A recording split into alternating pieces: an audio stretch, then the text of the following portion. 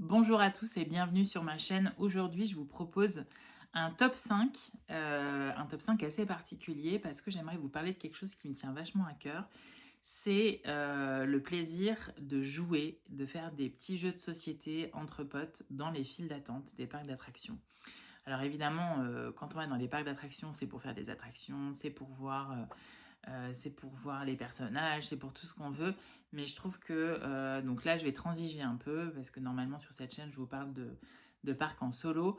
Mais moi, ce que j'aime quand je vais avec des amis, et ce qui finalement je retiens, c'est tout autant, évidemment, les moments d'attraction que finalement les moments de partage ou de délire qu'on peut avoir dans les files.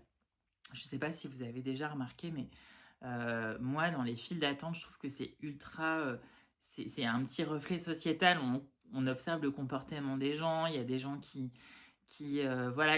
plantent leur tente hein, dans les files d'attente. Il y a des gens qui sont plus ou moins bien élevés.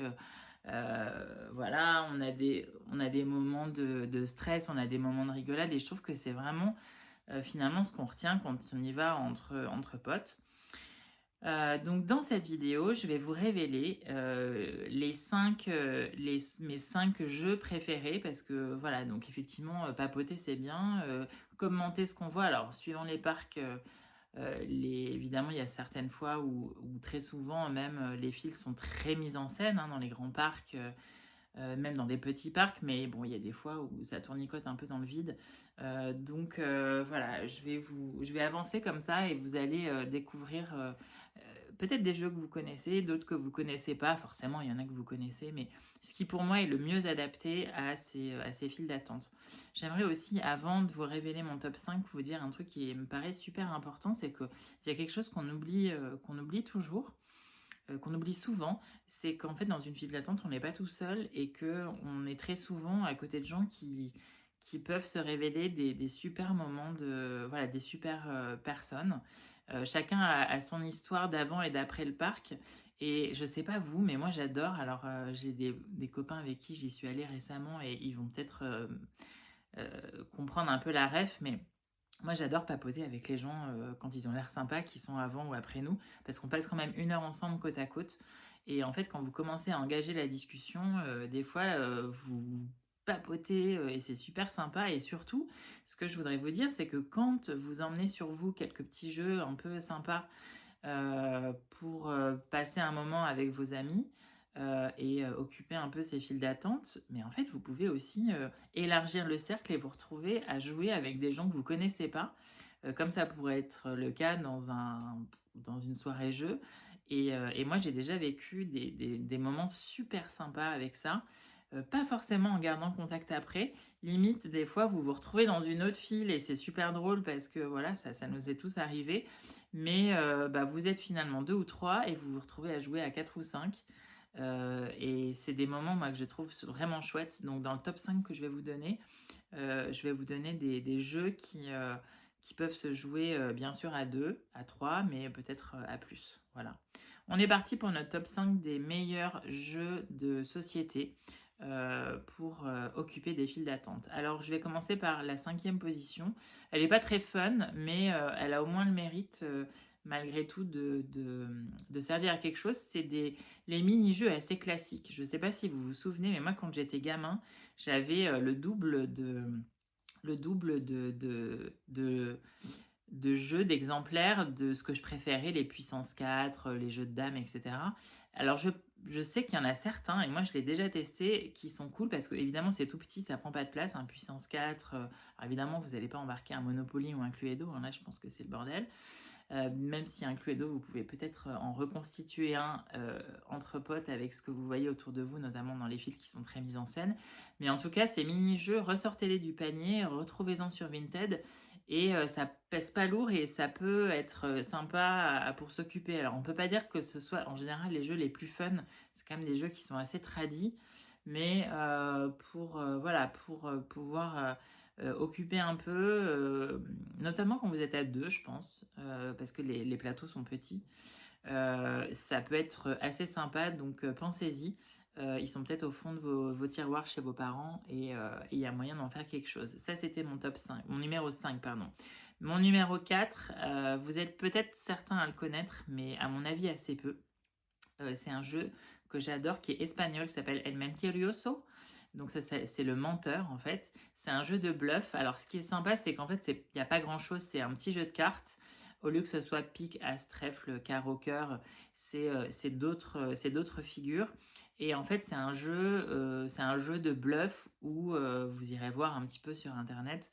Vous devez vous débarrasser de vos cartes le plus rapidement possible en essayant de bluffer sur ce que vous empilez. Bon, bref, dit comme ça, c'est pas très clair, mais c'est un jeu qui est assez chouette parce qu'il y a beaucoup de il y a beaucoup de subtilité, vous défiez quand même pas mal les gens, il y a beaucoup de non-dits.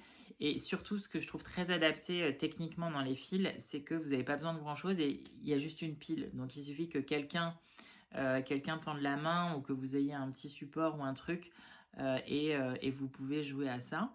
De toute façon, au-delà même des parcs, El Mentiroso, c'est un jeu qui est vraiment très populaire en Espagne. Moi, j'ai des souvenirs à jouer avec ça pendant des heures à Madrid quand il faisait un peu moins chaud le soir et retrouver des copains des, euh, des bâtiments environnants et se faire des parties très très très très longues de Mentiroso. Donc, je vous conseille ça.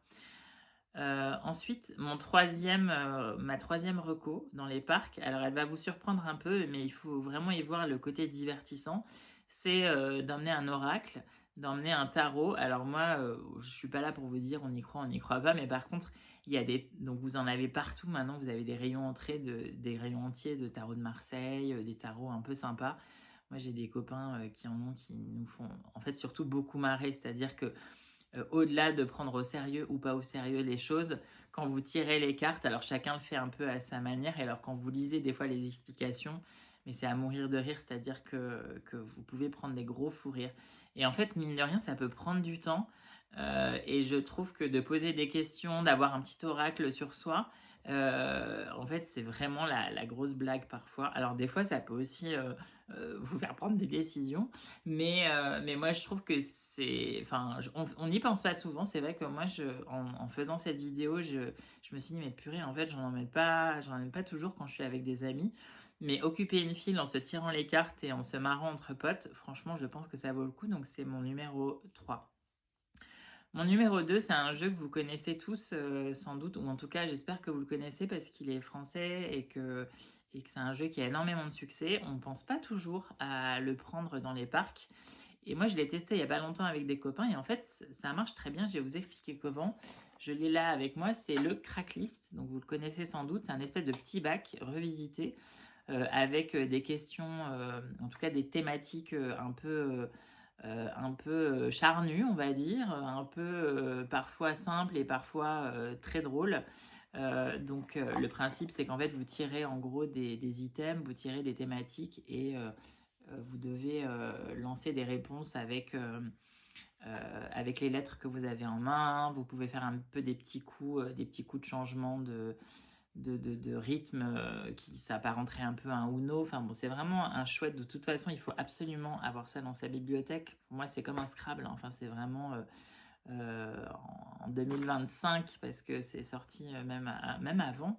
C'est vraiment pour moi le best-seller pendant plusieurs années encore. Et tout ça pour vous dire que, en fait, moi, j'ai trouvé une petite technique, genre, j'ai réfléchi. Parce qu'effectivement, il y a une histoire de pioche. Et moi, ce que j'avais, c'est que j'avais les deux pioches dans mes poches. Donc, chacun tenait ses cartes. Et puis, j'avais la pioche des thématiques dans la poche gauche. La défausse, en fait, des lettres dans la poche droite. Et quand on était debout, on était trois, en l'occurrence. Et en fait, on a fait plusieurs parties. C'était plutôt sympa.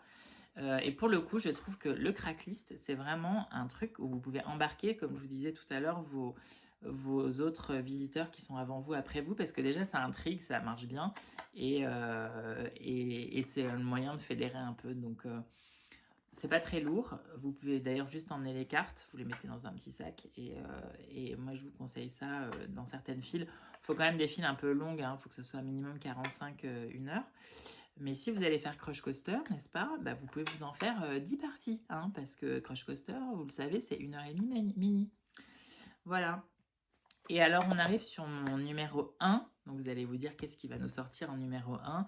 Alors, le numéro 1, pour le coup, c'est pareil, vous le connaissez, mais pour moi, ça reste le best-seller des files d'attente. C'est le Haut les mains. Donc, Haut les mains, pour ceux qui ne connaissent pas, c'est un jeu que vous pouvez télécharger sur votre téléphone. Alors, c'est vrai que pendant très longtemps, il a été gratuit.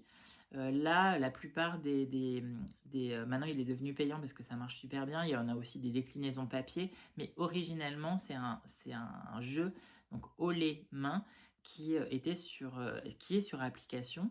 Donc c'est vrai que c'est chouette parce que vous l'avez sur votre portable. Alors cependant, moi je trouve aussi que de lâcher les portables un peu en parc, c'est quand même chouette. Alors c'est l'hôpital qui soude la charité, parce que quand on fait des vidéos, on a forcément son portable avec soi.